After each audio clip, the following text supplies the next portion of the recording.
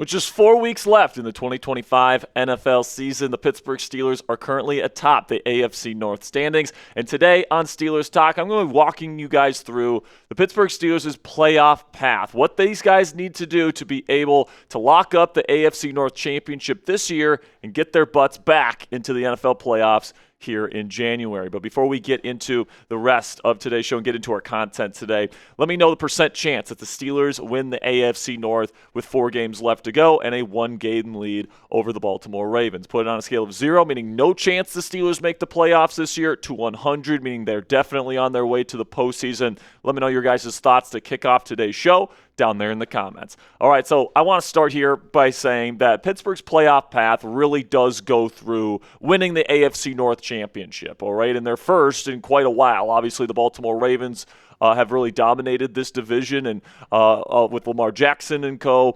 For many years now, but this has been a down year for the Baltimore Ravens. And despite the fact that the Steelers are only 7-6, or just 1 game above 500, with just 4 games left to go, they've been very fortunate that the rest of the division has gone by the wayside. Cleveland had a really poor start, and they've been stacking losses all season. Cincinnati has done mostly the same with Joe Burrow being out for most of this year. Baltimore started 1-5, and now they've lost 2 straight, one of those being against the Pittsburgh Steelers last week. And the Steelers have been the beneficiary of that by being at the top of this division with just a month left of football to go, sitting at 7-6. And guys, I'll admit it, all right? I'm the Steelers guy here at Chat Sports, and I will admit this. The Pittsburgh Steelers are very lucky to be in the position that they're in, because let's say if the Baltimore Ravens was their normal, dominant selves and they were on track to win 12, 13 games this year and the Steelers were out of the AFC North race, then their prospects of potentially making or getting a wild card spot would be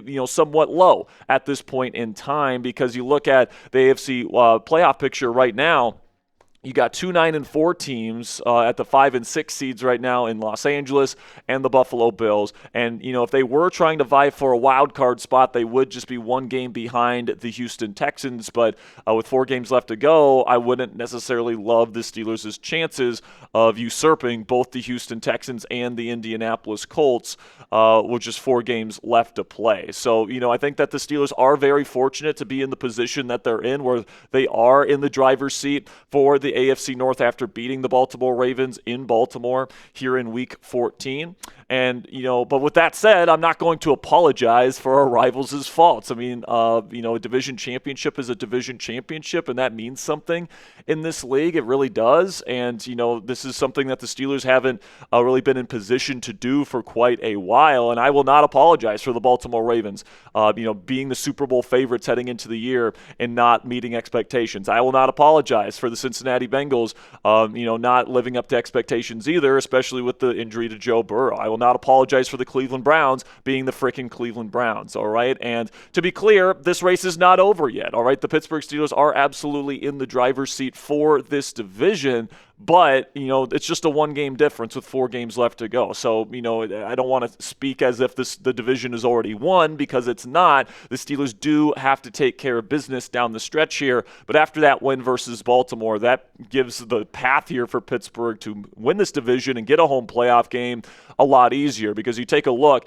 at the remaining schedules for both the Pittsburgh Steelers and the Baltimore Ravens, and in my opinion, Baltimore has the much tougher road. All right, they have to play 2 teams in the division that they've already lost to at home down the stretch in Cincinnati and Pittsburgh, and then they got to face the number 1 seed in the AFC, the New England Patriots, on Sunday Night Football in Week 16, and then they got to play the current number 2 seed in the NFC on the road in Green Bay. And then when you look at Pittsburgh's, Miami, they're a sub-500 team. They have been hot as of late, but, you are home. That's a warm weather team coming to play in a frigid Acrisure Stadium. It's supposed to be really cold in Pittsburgh on Monday night.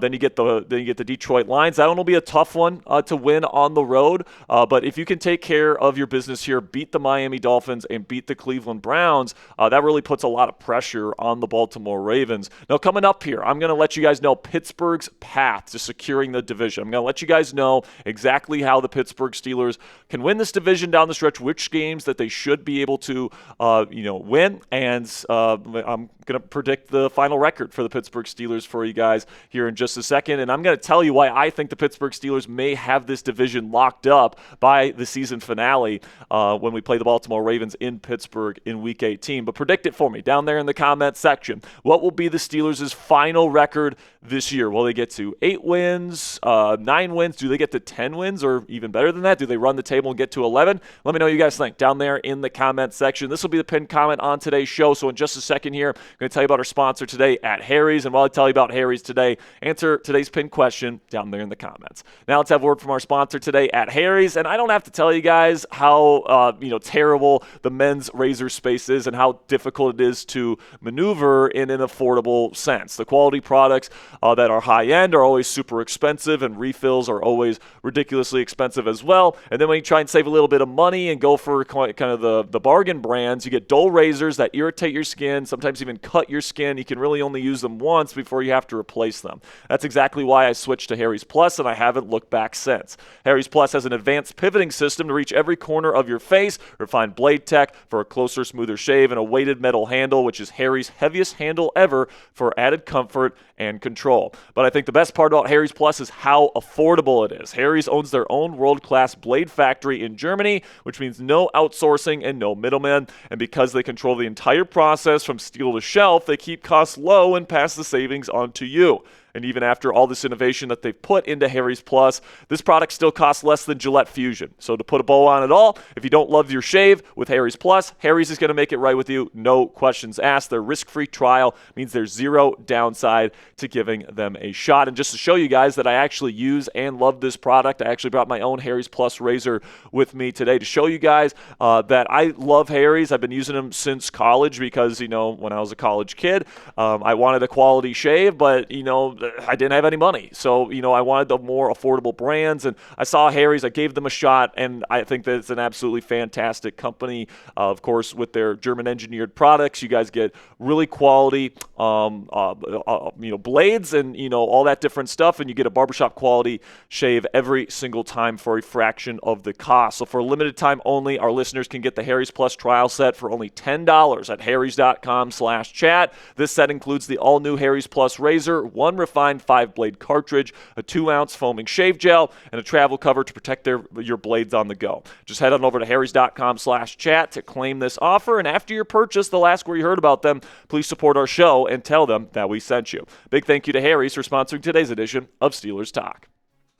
So in my opinion, guys, my focus over these next 3 weeks is that I think the Pittsburgh Steelers should be able to get 2 of their next 3 games and win those games, get to 9 wins before their Week 18 matchup versus the Baltimore Ravens, okay? And if you can win 2 of your next 3, and I think that's very doable, right? Miami, Detroit, and Cleveland. I think it's very doable that the Pittsburgh Steelers win 2 of those 3 games. And if that happens, that's going to force the Baltimore Ravens to do the same over that same 3-game stretch. And as we just discussed, that 3-game stretch for Baltimore coming up is really, really difficult. And I don't know if the Ravens are going to be able to win 2 of those 3 games. All right, you got Cincinnati on the road, a team that they already lost to at home, at Thanksgiving. All right, so that's going to be a really tough game. Joe Burrow, of course, we know, still a really good quarterback. Just went toe-to-toe on the road with Josh Allen and the Buffalo Bills. Nearly pulled that game out. Then you got to play the New England Patriots, a team that's currently on a 10-game win streak with Drake May as their quarterback. That's going to be a really difficult game to win. And then you got to go into Lambeau in Week 17 against a really good Packers team. That's one of the favorites in the NFC right now. I don't love the Ravens' chances to win 2 of those 3 games. So if the Steelers can just take care of their business here, take down a 6-7 Miami Dolphins team at home in a frigid environment versus a team that has a reputation for being soft in these kinds of ball games, weather-wise, and then you beat Cleveland, Shadur Sanders, in Week 17 in Cleveland. that should be a recipe here for the Pittsburgh Steelers to be able to lock up this division before we even play the Baltimore Ravens again. I would love to have no anxiety going into that Week 18 matchup because obviously if you go into that game where if you lose, you miss the playoffs, that's not an ideal setup. The ideal setup for Pittsburgh is you win 2 out of these next 3, Baltimore wins 1 or 0 of their next 3 games, and the Pittsburgh Steelers have the division locked up by that Week 18 game. And if that happens, and if the Steelers are locked in to that number 4 seed in the AFC, they can't move up or down. They're locked into the division, but they can't move up in the AFC playoff standings. Who knows? Maybe we might even see Will Howard get that start versus the Baltimore Ravens, and that would be a hell of an opportunity for the rookie out of Ohio State to play against a legitimate team in the Baltimore Ravens, a team with a pretty good defense, and we could legitimately see what Will Howard could do against a legitimate, divisional rival and see if he can rise to the occasion, maybe get the Steelers their 10th win of the season at that point, of course, if you win 2 of the next 3 games. So that would be a really interesting opportunity to see if the Steelers can get there, if they can lock up this division by Week 18. It would not shock me if they rest Aaron Rodgers to give him and his wrist a little bit more time to fully heal before the playoffs and give rookie Will Howard a chance to prove what he can do as a starting quarterback in this league before potentially making a decision about Howard's future with this ball club in the 2026 offseason. And of course, guys, a division crown, if you can lock this up, if you can secure this first division championship in multiple years here for the Pittsburgh Steelers, that means a home playoff game for this team for the first time in a while.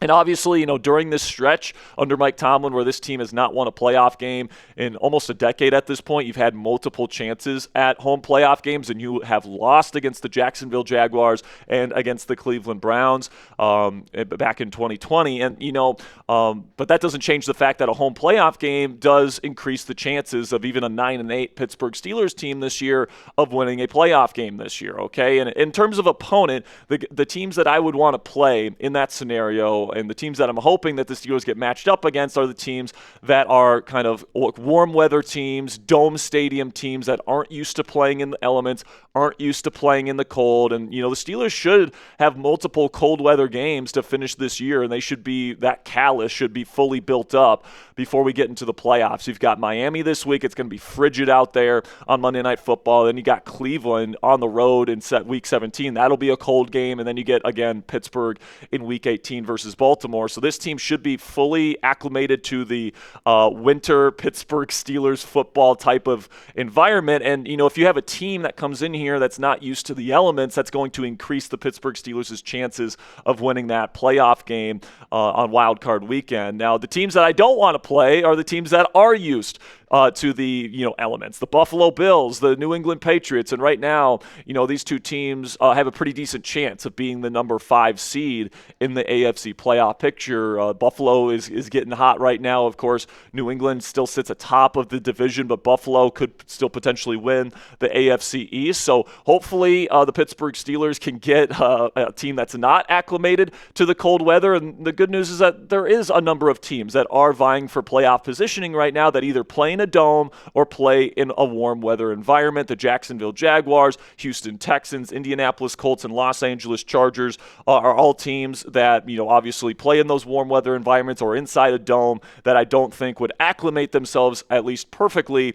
to the Pittsburgh Steelers weather environments in January, where it's going to be really, really cold, probably high winds, maybe even some snow. I think that the Steelers would have the advantage, at least weather-wise, if we got any of these 4 opponents in the postseason. And obviously, Pittsburgh still has to fix issues on their football team right now if they're even going to have a chance to beat any team in the NFL postseason this year. We actually put out a video earlier in the week here yesterday talking about the 5 big questions that this Steelers team needs to answer down the stretch. I'll put the link to that show in the comments and description of today's show, but obviously you got to get the run game better. You got to show consistency in the deep passing game. You got to get the run game going again, especially now that the weather has turned frigid, and you got to be able to run the football late in the season to have success and all those different things. But I still think that there's a lot of reasons to hope and have optimism for the Pittsburgh Steelers, and I do think Pittsburgh is built to play their best football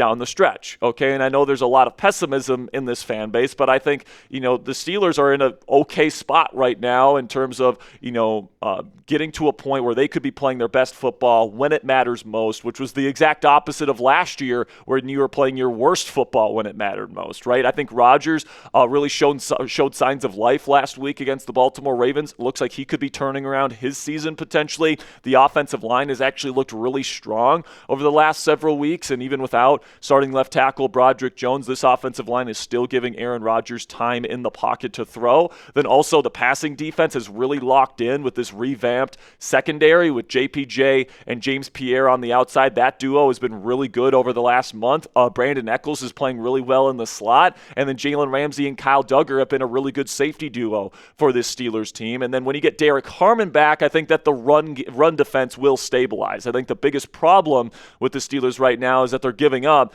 more than 200 rush yards a game over the last 2 games. But once you bring in Harmon, you look at the averages, the Steelers give up less than 100 rush yards a game when Harmon plays. So you stabilize a little bit there when and if Harmon gets back, and it sounds like he will be back soon. So once you get Derek Harmon back, I think the offense is in a position to play its best football of the season, as well as the defense. And, that's a good place to be if you are a Pittsburgh Steelers fan right now. This team still has a lot to prove. I don't want to say that everything is peaches and cream and, this is a legitimate Super Bowl contender as it stands right now, but the potential is still there with this Pittsburgh Steelers team. And I think at this point, there's still a lot of reason to hope and to be optimistic for this Pittsburgh Steelers team as we approach the home stretch of the 2025 season. So let me know if you believe in this Pittsburgh Steelers team down there in the comments section. Will Pittsburgh win a playoff game for the first time in a very, very long time this year? Give me a yes or a no down there in the comment section. I think there absolutely is hope that this could become a reality here in less than a month and a half now. But let me know what you guys think down there in the comment section. And that'll be it for our first Steelers Talk video of the day here. Of course, Ponzi and I are going live later today.